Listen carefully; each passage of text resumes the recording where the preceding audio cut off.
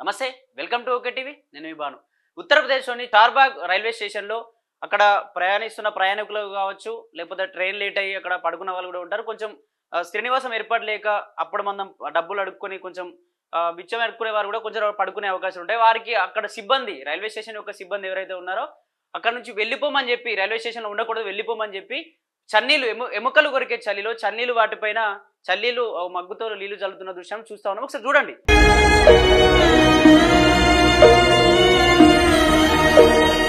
పడుకున్న వ్యక్తుల పైన మగ్గులతో వాటర్ తీసుకొచ్చి, డ్రమ్ముల్లో వాటర్ తీసుకొచ్చి మగ్గులతో చల్లుతున్నారు. చిన్న పిల్లలు పాపం ఎముకలు కొరికే చలిలో చిన్న పిల్లలు ఏడుస్తూ ఉంటే కొంచెం కూడా కనికరం లేకుండా చల్లుతూ వాళ్ళందరినీ మిడ్ నైట్ లేపి అసలు వెళ్ళిపోమని చెప్పి వెళ్తున్న పరిస్థితి ఇక్కడ చూసుకోవచ్చు. వాళ్ళకి సంబంధించిన సామాగ్రి కావచ్చు అన్ని కూడా తీసుకొని వెళ్ళిపోతా ఉన్నారు.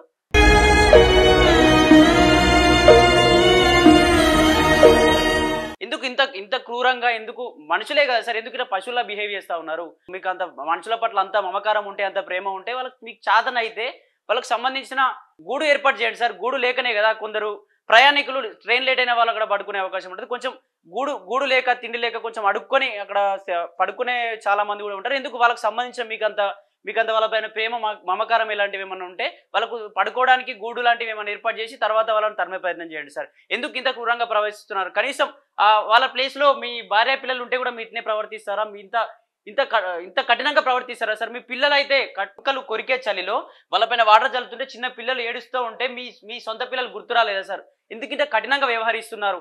ప్లీజ్ సార్, ఇట్లాంటివి మానుకోండి. మీకు శాలరీస్ వచ్చేది ప్రజల యొక్క పన్నులతోనే, వీళ్ళు తీసుకున్న టికెట్స్తోనే, ప్లాట్ఫామ్ ఫీలతోనే మీ జీవితాలు బాగుపడుతున్నాయి. మీ జీతాలు బాగుపడుతున్నాయి అంటే ప్రజలు కారణమా? ప్రజలను ఇబ్బంది పెట్టే ప్రయత్నాలు మాత్రం చేయకండి సార్. Thank you.